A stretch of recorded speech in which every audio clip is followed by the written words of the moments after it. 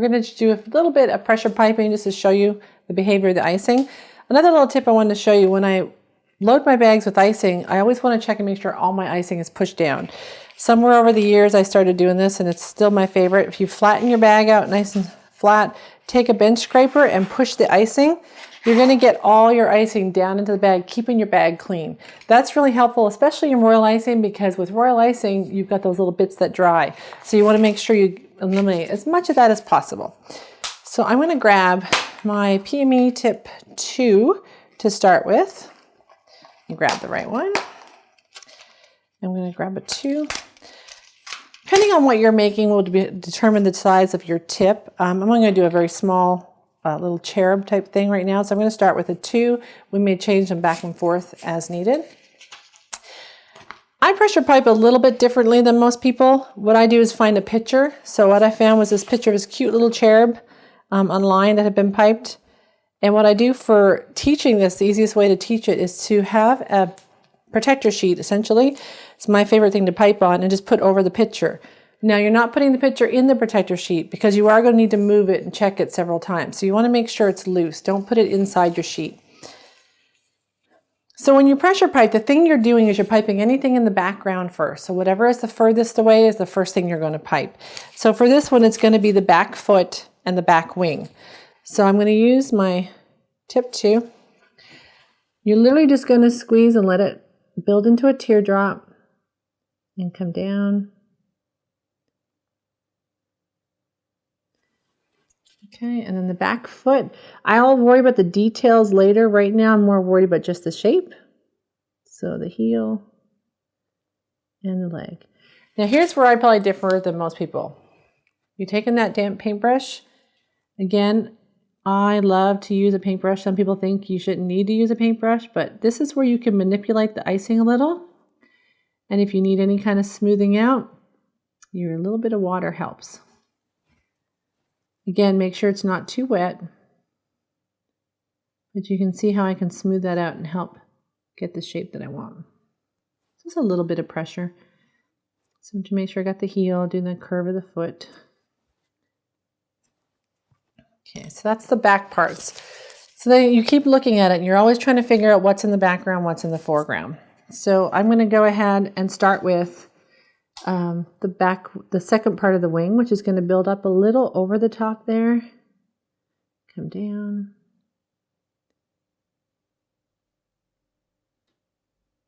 You want it to obviously be something that's in front of the other. If you've got any kind of marks in your icing that you don't like, you can very easily smooth it out right now. Sometimes with feathers, you can take a paintbrush with a real fine tip and put almost like little strokes in there like a feather would have. This is your chance to kind of make special additions on there. So there's the wing. I'm going to go ahead and start with the actual pedestal that they're sitting on, because I think I want to be able to make sure that my little cherub is taller than the pedestal. So I'm going to start with the very center one. I'm going to pipe a couple layers of this as well because I want it to appear rounded when it's done. And I'll show you how I'm going to achieve that. So right now, just straight lines to get that column effect. Kind of that, I guess it's a Grecian pillar kind of look that they were going for.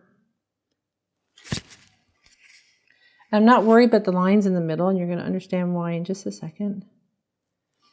Because I'm going to pipe right where the two meet and give it a bit of depth.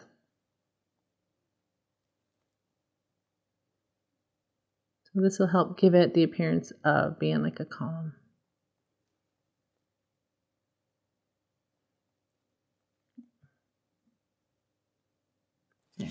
Okay, so now we've got a little bit of depth on there. So now what you're going to do, I'm going to get a larger tip out for the actual base of these, because I just want to do a couple of lines without it being too thick. So I'm going to go ahead and get a tip 3, I believe. Should work. I'm going to set my tip down so it doesn't dry out real quick, because I know I'm going to come back to that too shortly. So I'm just going to pipe like a short line across the bottom, and then a slightly longer one.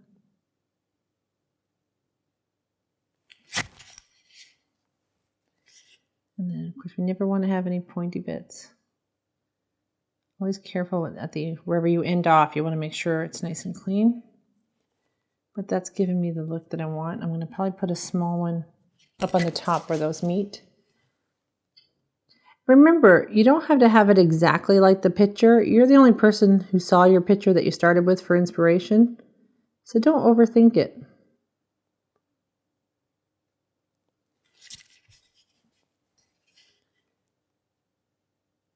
Piping should be enjoyable. I find it how I relax.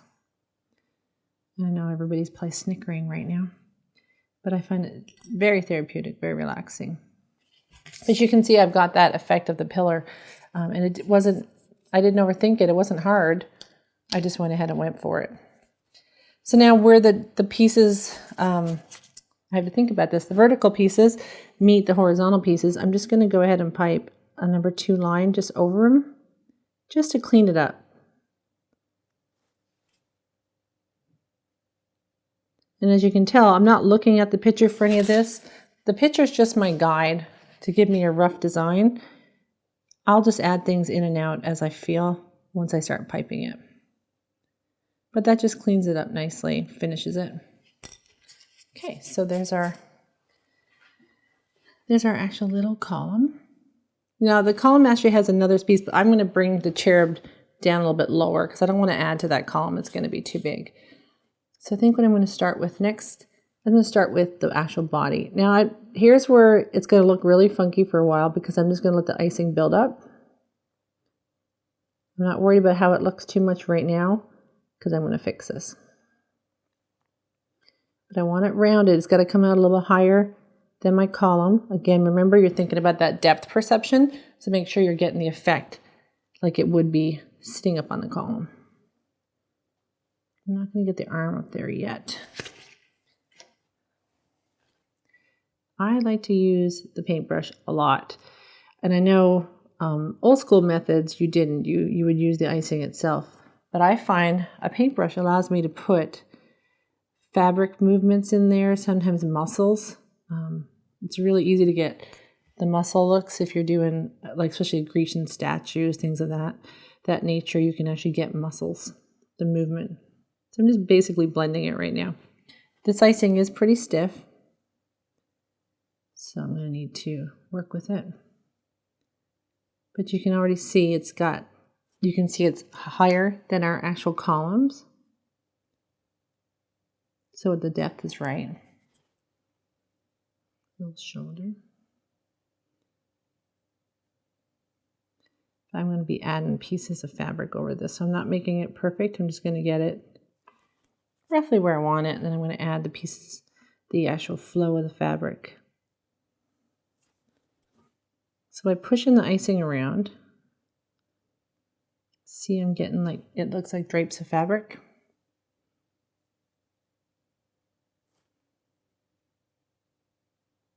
May not be the traditional method, but it works. Okay, now I'm going to put the other leg on.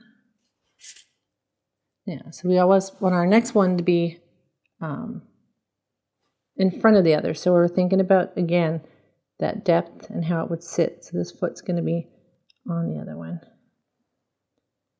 I'm bringing the leg up. I always add things like the toes and little details like that after I get the basic shapes all done, because you can go back. It gives the icing a bit of time to dry, and then you can go in and just pipe with like a 0 or a 00, little things like toes and fingers and hair. But you want to give it a chance to dry out. It usually looks a little better that way. And then we've got the arm and the shoulder. So the arm, obviously you want to have the arm a little bit higher. So you see I'm building this on after. Coming up.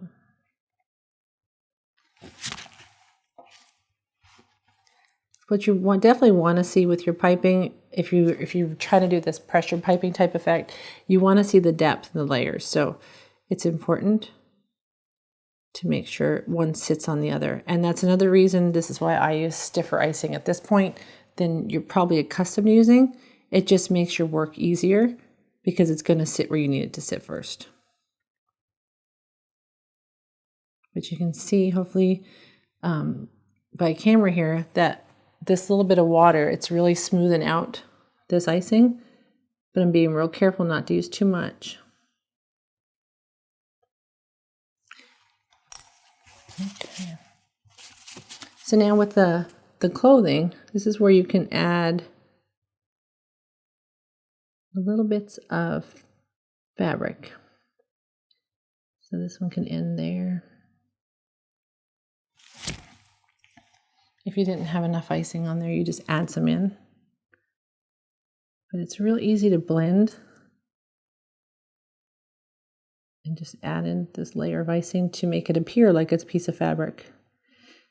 Piping fabric is actually one of my favorite things to pipe. I love putting the movement in there. But make sure you blend because you want it to be realistic. You don't want it to look like separate pieces of piping. You just want it to look like it literally could have been a piece of fabric. A couple more little drapes of fabric.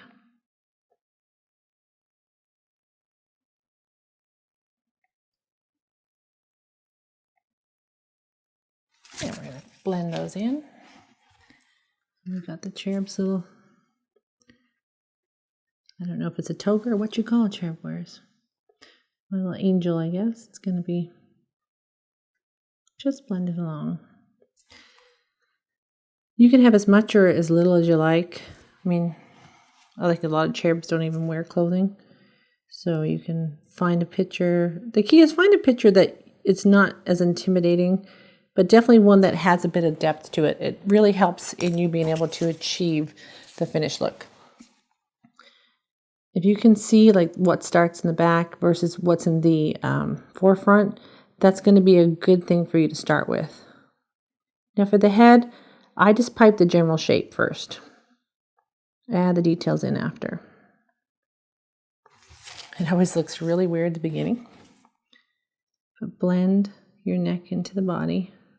I'm not going to worry too much about the back because I'm putting hair on there.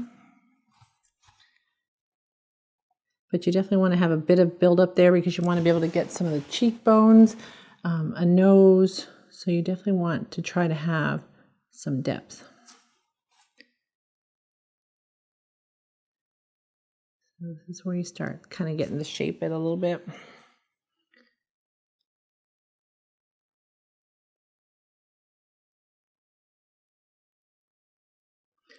Of course, there'll be an ear since this one's sideways. I like to try to figure out where the cheekbone will rest. And you want to take a bit of hollowness around the eye area. It doesn't have to be fully hollow, but it's nice if you can have it indented to create a bit more natural look. And I'm not going to lie, I'm not the greatest person at faces. Just not. That's the hardest part I have is with faces. I like sideways faces for that particular reason. Okay, I'm going to get a tip one. Some of the little details.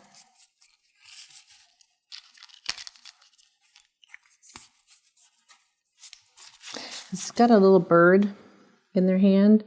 So essentially for the bird, I'm just going to pipe an elongated tear.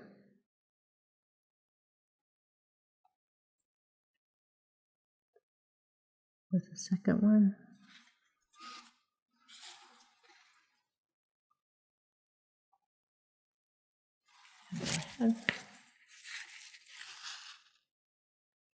Now you can make this as detailed as you want. I just want it to be kind of fairly simple because my focus is not going to be on the bird, it's on the cherub itself.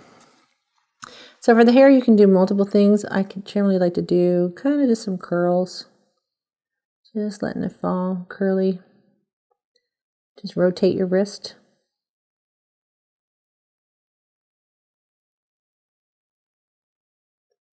And build it up as much or as little as you like. There we go. Definitely want to pipe a little ear in there.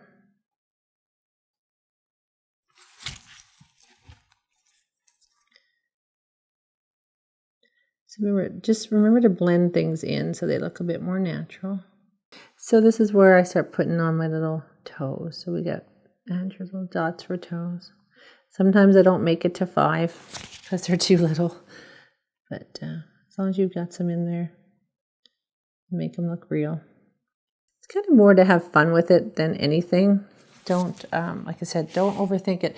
Pressure piping is more about just the control of your hand and how much you're squeezing the bag to the size of what you're trying to make. It's really about memory control for your hand. So just focus on your actual piping itself, not so much the picture. So I'm going to try and put on make it look like I've got some little fingers on here.